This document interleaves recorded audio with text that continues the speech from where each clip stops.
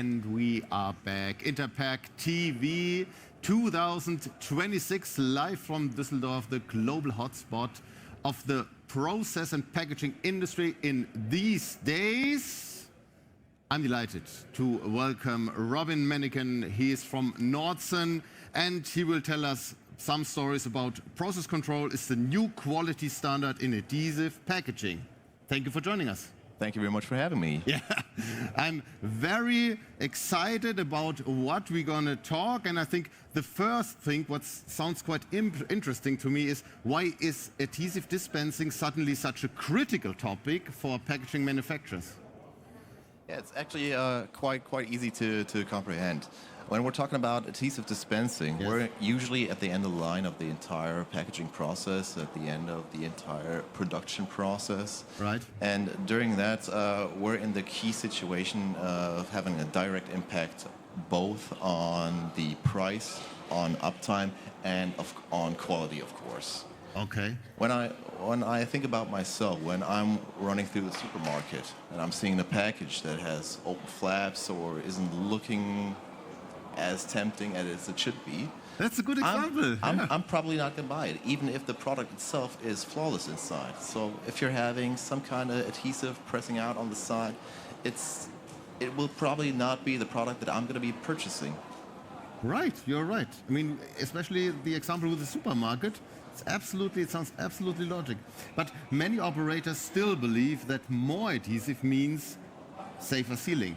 Why is that misconception? Why is that misunderstood, maybe? Yeah, I believe this is a thing that is coming from the past and where we as industry have been originating from. We have been an industry that has been relying a lot on assumption and operator experience, and therefore we're using a lot of safety margins within our processes. I see.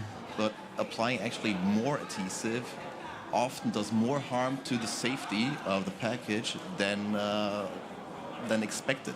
For example, it creates contamination, it creates pollution in the machinery, it increases wear.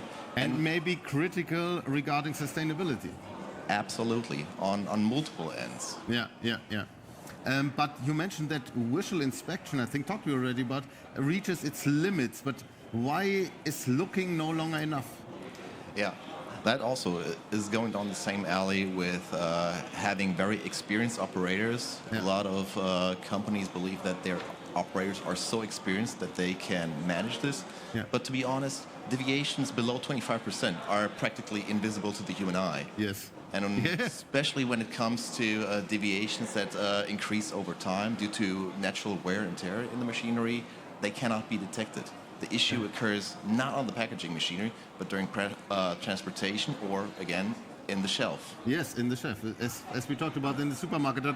Where do most adhesive process instabilities actually originate?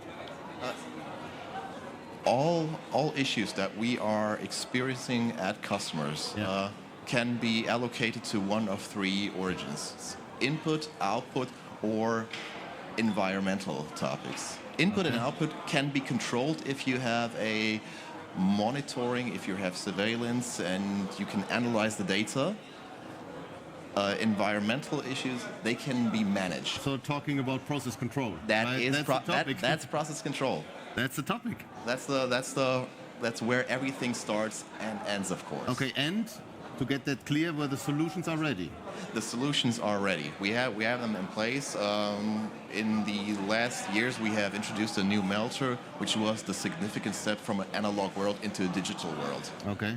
This was a very strong move that we as private individuals have made many years ago. Yeah. But of course, the industry always takes a little bit of time to adapt. Okay. Maybe you brought us a video with you. Is it just? Can we show it right now? Yeah. I think it could be quite interesting to see what Nordson can show us here. So what we're here looking into is more or less the output feedback. Okay. We're looking into a continuous surveillance of the actual applied volume. Yes. So we have a defined parameterization for the input.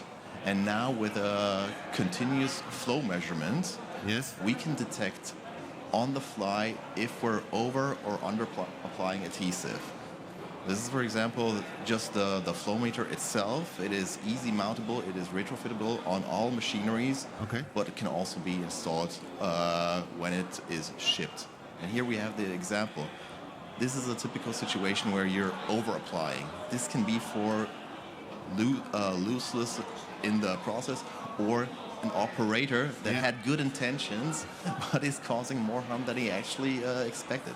Yeah. And of course, the other perspective is if you're having some kind of cloggage, you can detect it and can take immediate measures. Yeah. You can also, the next step from a continuous surveillance is of course a complete closed loop process, where we give our machinery the ability to take actions itself or to perform ramp-ups during the process. Yes, I see. This also comes along with a fantastic benefit because it reduces the variety of application during the pump stroke changes. So this gives you the possibility to reduce the overall target and therefore, again, pay into the sustainability.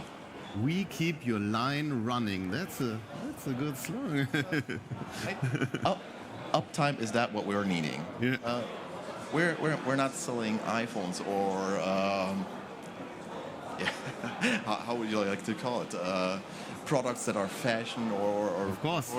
We are selling products that need to earn money for our customers, and therefore it all starts with availability and uptime. Okay. Sustainability, of course, is a major topic here at the fair trade. But how is Nordson helping packaging manufacturers improve efficiency while reducing material waste, so and energy consumption also? That's what I want to mention. So both. So this has multiple angles. Let's start with the angle of the customer having wasted or bad products in total. Yes. So they need process stability to reduce their own waste during production. Of course, yeah. And we're starting this when having a very dedicated and precise input. So, for example, the machineries are running on multiple formats in one day over multiple shifts. And right now we're seeing that the parameterization in the morning for format A is not the same when they cycle back in the afternoon to format A again. Really? So they have inconsistency, and not by bad Really? intention, but because we are human, and when we're doing visual inspection, when we're manually adjusting and not relying on digital recipes that are allocated precisely to one product, we're going to have uncertainty in the system. I didn't know that, okay. What could be another perspective talking about sustainability and, this trying to help the customer? Yeah. It also comes down to operating costs. So not only looking into the consumables, but also for the spare part business. When we're running an optimal system that does not use excessive pressure on the system, we reduce the natural wear of our components and therefore extend lifetime. And along that, we also reduce the necessity to preventively replace equipment because customers expect uncertainty in the process when they cannot have any kind of uncertainty or downtimes. Specifically, I'm thinking about the e-commerce market. Yeah. The e-commerce market is a market where they are determined to be productive in the high seasons. We all know them as consumers, such as Black Friday or the Christmas season. Speed and availability is everything, and therefore the machines need to be up and ready to go. Yes. Therefore, everybody is talking about preventive maintenance. Yes. This is already an old game. We understand what we need to do. We have service times, we know about heating periods, and can determine when a new maintenance needs to be executed. Yeah. But we're right now engaging in the next step for predictive maintenance. Okay. Meaning we're starting to actually count cycle times. We're actually trying to count special heating periods to determine when is the expected life end of a component that needs replacement. Great. That sounds interesting.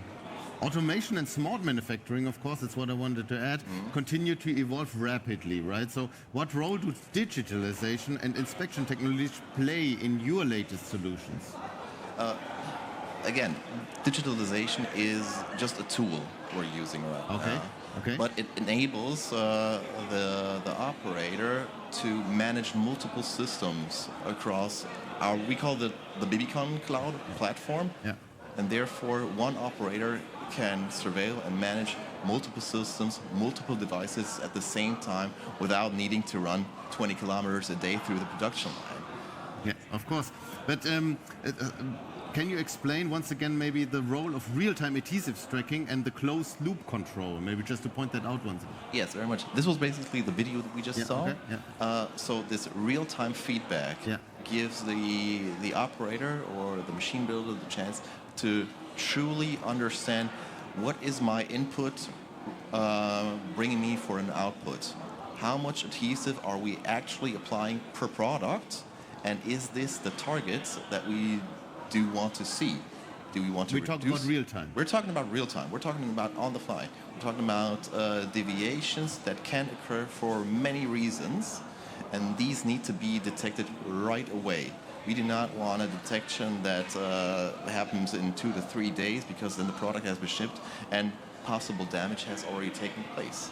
Okay, okay. And then adding a closed loop system gives the machine builder the ability to not be bound to one single format, but also be able to run this format at different speeds. Therefore, the flexibility. It is flexibility. Flexibility, of course. So it's demand driven. What would you say to a manufacturer, maybe also here at Interpack 2026, who wants to start making their adhesive process smarter? I mean, it's the approach is always to engage with the customer not as a vendor but as a consultant. Good consultants always start with asking questions. Does the operator or the customer actually know where downtimes are coming from? Yeah. To be honest with themselves. That's crucial to know. Are they transparent in their process, or are they taking decisions not data-driven but assumption-driven or experience-driven? We have to be honest. The experienced operators, they are rare. They are becoming more rare.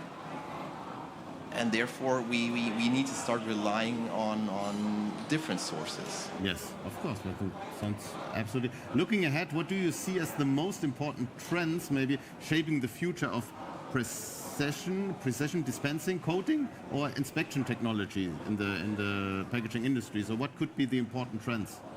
Yeah, the most important trend is overall always sustainability. And this does not only account for sustainability in regards of CO2, but in operation sustainability. I want a robust process when my CapEx is sustainable for many years. This also is part of the sustainability definition. Okay. And therefore, to be sustainable, we need to optimize, and optimization can only come around with good analysts, and for good analysts, we need data. So we're talking about 5 years, or? No, I believe that we're going to be seeing a very rapid process in the next years. Because the current situation is that the equipment, especially we as European or as Western builders, have a very high quality standard. Therefore, our machine life is quite long. But now with the new generation that is hitting the market, the penetration has reached a level where the next generation and the current generation will enter dramatically, and therefore enable our customers to do amazing things. Okay, so it will be faster. It will be very fast. Okay. Okay. But everybody who listens to us, who just sees us, maybe you have a booth here at the Interpack 2026. Everybody's welcome. Yeah, very much. We're in hall number 11, booth F26.